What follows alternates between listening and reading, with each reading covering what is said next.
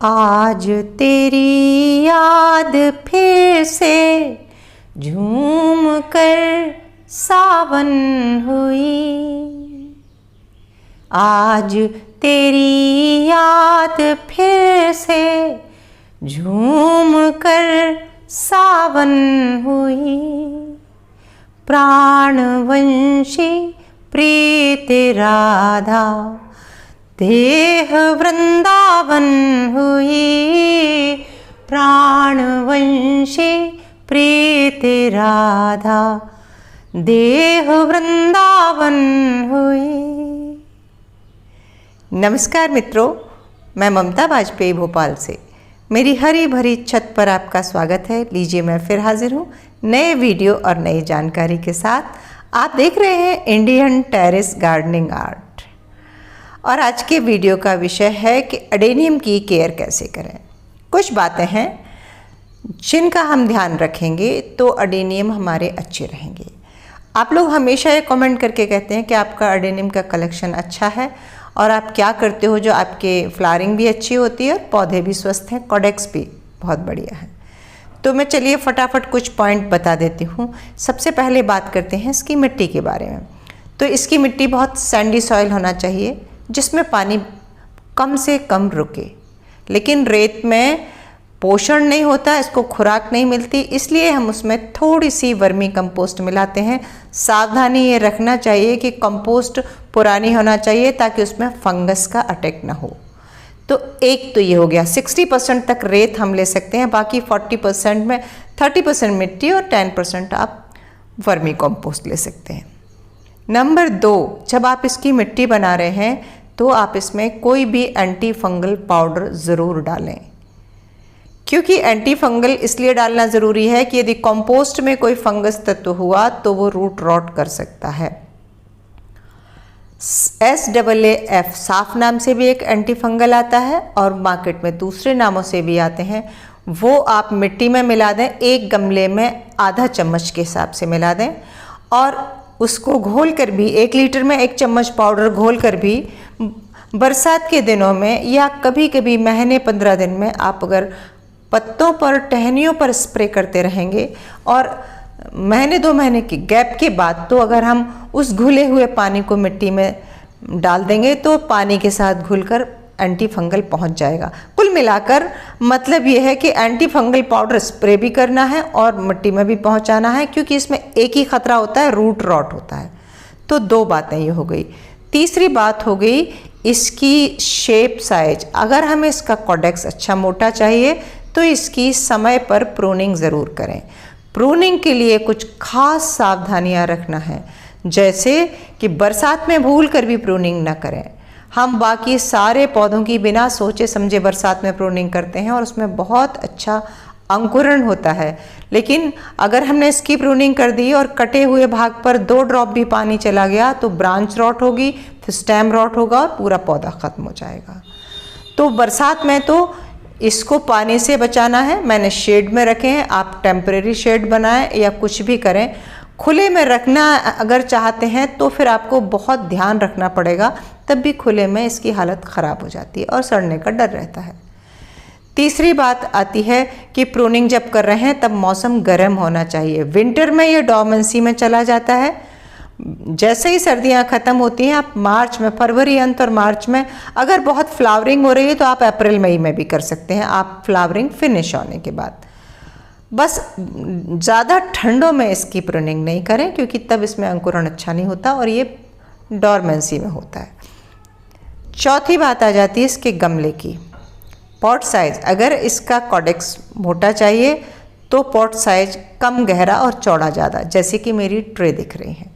चौड़ी ट्रे में आप लगाएंगे तो वो बोनसाई का लुक आएगा और वो चौड़ी ट्रे में भी देखिए कोई बहुत नीचे नहीं, काफ़ी ऊंचाई लेता है। बहुत ऊंचा होते ही इसकी ब्यूटी ख़त्म हो जाती है। पतली पतली लंबी डंडियाँ बेरौनक दिखती हैं और ऊपर जाकर 4 फूल होते हैं, वो अच्छे नहीं दिखते। लेकिन हम इसकी हार्ड प्रूनिंग कर देते हैं तो एक बंच जैसा, गुलदस्ता जैसा बन जाता है।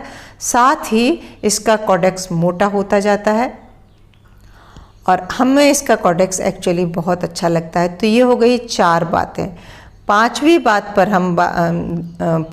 के बारे में हम बात करते हैं कि अगर हमें इसमें अच्छी फ्लावरिंग लेना है, तो अगर हम इसमें केमिकल फर्टिलाइज़र देना चाहें तो हम NPK दे सकते हैं। और NPK में जिसका 19-19 न दे के आप जिसमें नाइट्रोजन 0 हो, 0 इन 19-19, 0 21-21 ऐसा वाला ले लेंगे तो ज़्यादा अच्छा है, क्योंकि नाइट्रोजन अगर मिलेगा तो इसकी पत्तियाँ बहुत हरी भरी हो जाएंगी और फ्लावरिंग नहीं होगी। और यदि आप इसकी मिट्टी में बीच बीच में महीने 2 महीने में एक गमले में 1 चम्मच के हिसाब से बोन मील डालते रहेंगे, तब भी ये फ्लावरिंग अच्छी देगा, क्योंकि बोन मील से इसको फास्फोरस मिलेगा तो स्टेम भी अच्छा रहेगा और सारे पोषक तत्व मिल जाएंगे और इसमें अच्छी फ्लावरिंग होगी।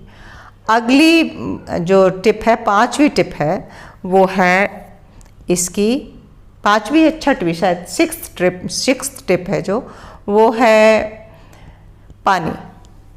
अभी तो मैंने कहा बरसात में ऐसे पानी से बचाना ही है। वेदर मॉइस्ट है, हवा में पानी है, तो इसकी अगर मिट्टी सूख भी गई है तब भी आप हफ्ते 10 दिन आप आंख बंद करके छोड़ सकते हैं इसे अपने हाल पर। ये इसके जो स्टेम में जितना पानी है तो वो उससे ही अपना काम चला लेगा।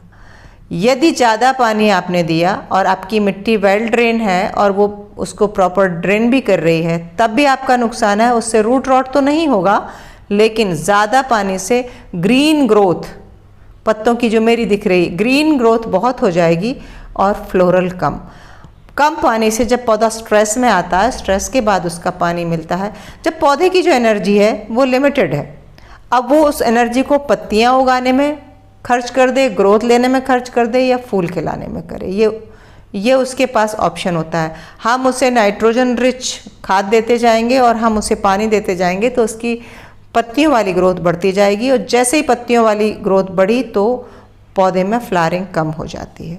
तो इसके लिए सीधी आपको यही करना, पानी भी रोकना है और नाइट्रोजन युक्त या यूरिया वगैरह कभी नहीं देना है।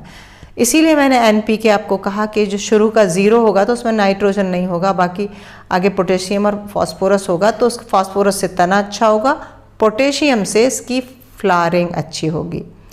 अब बात कर लेते हैं 7 पॉइंट। हम 6 पॉइंट पर बात कर चुके हैं, अब है 7 पॉइंट। और 7वां पॉइंट ये है कि इसको सनलाइट, अभी तो देखिए बरसात है, बादल है और मैंने शेड के नीचे रखा है, लेकिन अडेनियम को छज्जे के नीचे, शेड के नीचे कभी नहीं रखना चाहिए। हमारी मजबूरी है तो हमने रखा है अभी, क्योंकि अभी इसे बचाना है। जैसे ही बादल छटेंगे हम इसको सबसे पहले धूप में रखेंगे। तो जितना आप इसे धूप में रखेंगे, 3री मंजिल की छत पर खुले में पूरे दिन की चटकती धूप में ये रखे हैं, तो ये अच्छी फ्लावरिंग करते हैं और ये मजबूत तने वाले अच्छे पौधे तैयार हैं। और अगर आप छाया में रख देंगे तो वो मरेंगे नहीं और लैगी से हो जाएंगे, डालियाँ पतली पतली हो जाएंगी और फूल तो एक भी नहीं आएंगे। ये मेरा अपना अनुभव है। एक बार मैंने खिलते हुए अडेनियम सजाने के लिए मेरे घर के सामने की जो बालकनी है वहाँ रख दिए, ये सोच कर कि वहाँ खूबसूरत लगेंगे, और वो लग भी रहे थे वहाँ खूबसूरत, लेकिन उस बालकनी में सिर्फ मॉर्निंग की 2 घंटे की धूप आती थी और उसका परिणाम ये हुआ कि उस फ्लावरिंग के बाद नई कलियाँ बनी ही नहीं। तब से मैंने ये निश्चय कर लिया है कि मैं आगे की बालकनी में ये नहीं रखती हूँ। खुली छत में, फुल धूप में, फुल सनलाइट में आप इसको रखें। मैं एक बार छोटी छोटी फिर से चीज़ें रिपीट करती हूँ। इसमें एक ही परेशानी आती है, ब्रांच रॉट, रूट रॉट, सड़न होती है। तो इसको कम पानी देना है, इसकी मिट्टी वेल ड्रेन हो, इसकी मिट्टी में कोई भी एंटी फंगल हो, इस पे समय समय पर एंटी फंगल स्प्रे करते रहें। इसमें बोन मील डाल सकते हैं और इसमें हम NPK भी डाल सकते हैं। ये इतना अगर आप कर लेंगे तो आपके अडेनियम निश्चित ही अच्छे रहेंगे। तो अब आपको समझ में आ गया होगा कि मेरे अडेनियम इतने स्वस्थ क्यों हों। और वीडियो अच्छा लगा हो, इस वीडियो से कुछ हेल्प हुई हो तो इसे लाइक भी करें, शेयर भी करें और सब्सक्राइब तो मुझे कर ही लें। मिलते हैं अगले वीडियो में फिर किसी नई जानकारी के साथ। तब तक के लिए नमस्कार।